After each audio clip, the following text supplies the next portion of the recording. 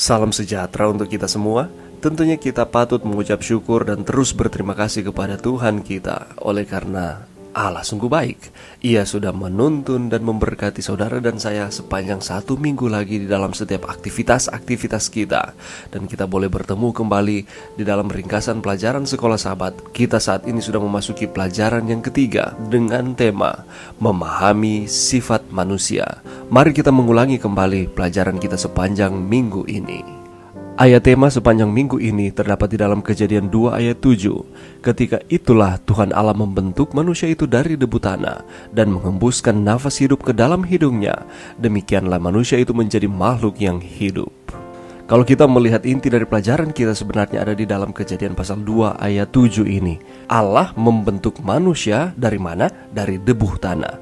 Dan apalagi ia menghembuskan nafas hidup ke dalam hidungnya, sehingga debu tanah digabungkan dengan nafas kehidupan, sehingga manusia itu menjadi makhluk yang hidup. Mari kita ikuti pembahasan selanjutnya terkait dengan Kejadian pasal 2 ayat 7 ini.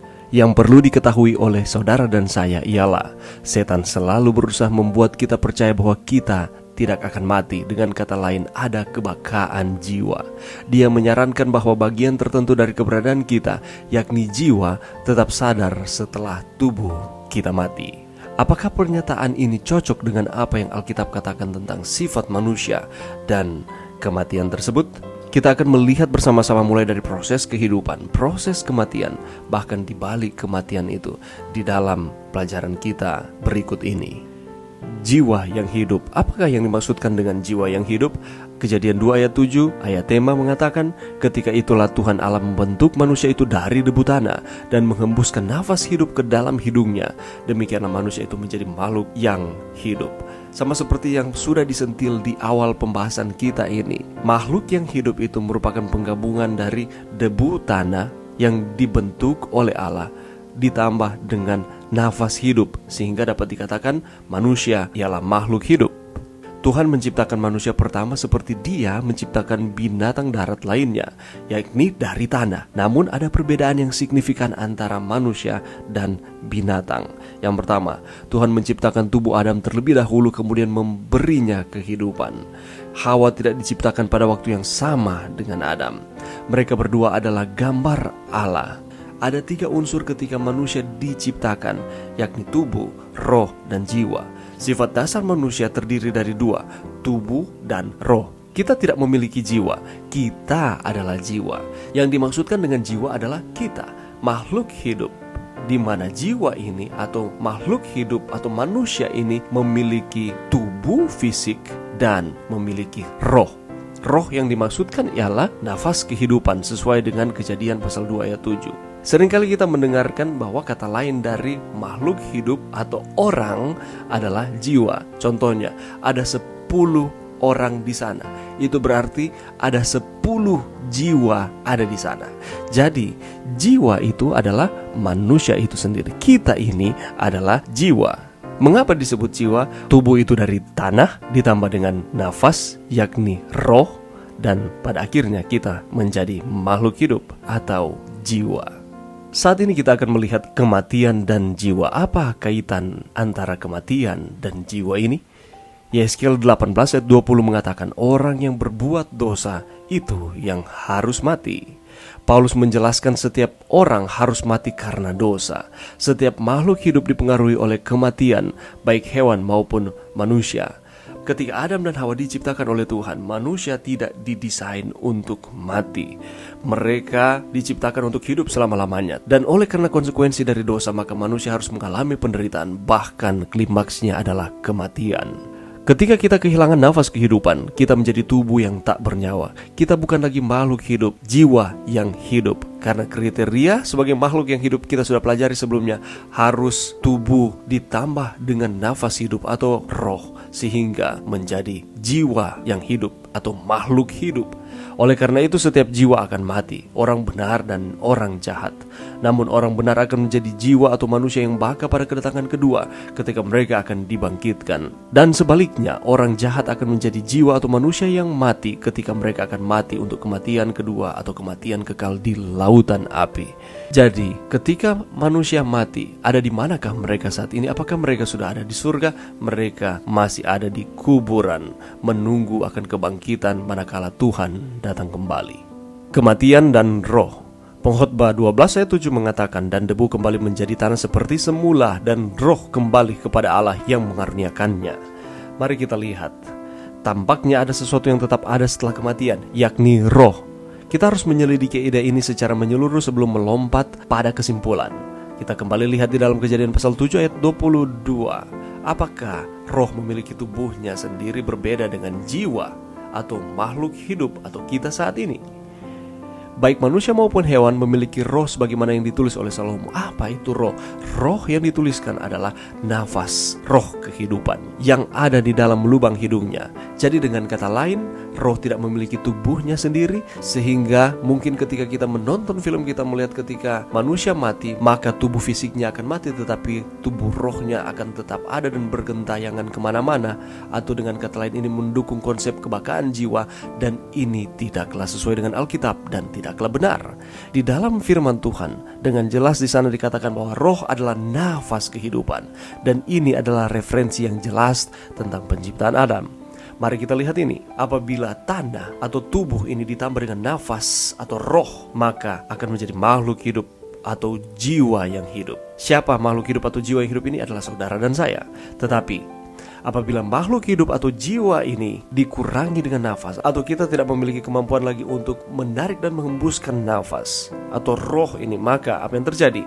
Kita adalah tanah, atau kita mengalami kematian. Roh bukanlah entitas sadar manusia yang terus hidup setelah kematian. Roh ini adalah nafas kehidupan yang Tuhan berikan, atau nafas kehidupan Tuhan. Dia memberikannya dan dia mengambilnya. Kita boleh lihat itu di dalam Mazmur 104 ayat 29. Jadi sudah semakin jelas bahwa roh itu merupakan nafas kehidupan dan bukan memiliki tubuh roh yang lain yang berbeda dengan tubuh fisik kita. Apa yang dilakukan orang mati? Karena orang-orang yang hidup tahu bahwa mereka akan mati, tetapi orang yang mati tak tahu apa-apa. Tak ada upah lagi bagi mereka, bahkan kenangan kepada mereka sudah lenyap.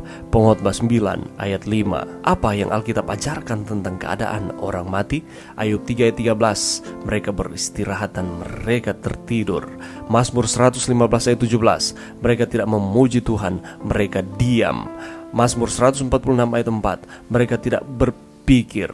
Pengkhotbah 9 ayat 5. Mereka tidak tahu apa-apa. Pengkhotbah 9 ayat 10. Mereka tidak bekerja, belajar, atau melakukan apapun. Inilah pandangan Alkitab tentang kematian, berbeda dengan pandangan-pandangan yang diajarkan oleh dunia sekular, yang mengajarkan bahwa ketika mati ada kehidupan yang lain di dalam kematian atau di dunia orang mati. Tetapi ajaran firman Tuhan dengan jelas mengatakan bahwa ketika mati, maka manusia tidak akan melakukan apapun. Mereka tidak memiliki kemampuan untuk menarik dan membuang nafas atau roh ini. Sangat membosankan untuk mati. Tidak ada keadaan yang sadar, semuanya berakhir saat kita mati. Kematian hanyalah keheningan dan kegelapan. Ini seperti tertidur, dan kita bahkan tidak sadar bahwa kita sudah mati. Alkitab mengajarkan bahwa mati itu seperti tidur. Hanya suara Yesus yang akan membangunkan kita dari tidur ini manakala Ia datang kembali. Kita akan dibangkitkan pada kebangkitan yang pertama bagi orang-orang percaya, dan kita akan masuk ke dalam kerajaan sorga yang sudah dijanjikan oleh Tuhan. Beristirahat bersama para leluhur. 1 Raja-Raja 2 ayat 10 mengatakan, kemudian Daud mendapat perhentian bersama-sama nenek moyangnya, dan ia dikuburkan di kota Daud. Ada ekspresi yang berbeda untuk menyinggung kematian di dalam Alkitab. Maka ia dikumpulkan kepada kaum leluhurnya, Kejadian 25 ayat 8, mendapat perhentian bersama-sama nenek moyangnya, 1 Raja-Raja 2 ayat 10. Sehingga timbul pertanyaan seperti ini, apakah ungkapan-ungkapan ini berarti bahwa ada kehidupan sosial dan kesadaran setelah kematian, sehingga ketika mati harus dikumpulkan atau dikuburkan bersama-sama dengan kerabat, kaum, ataupun saudara? Daud mendapat perhentian bersama-sama nenek moyangnya, tetapi dia tidak naik ke surga. Ia tetap berada di dalam kuburnya sampai hari ini. Ungkapan yang sama yang digunakan untuk raja-raja yang lain, baik yang benar maupun yang jahat.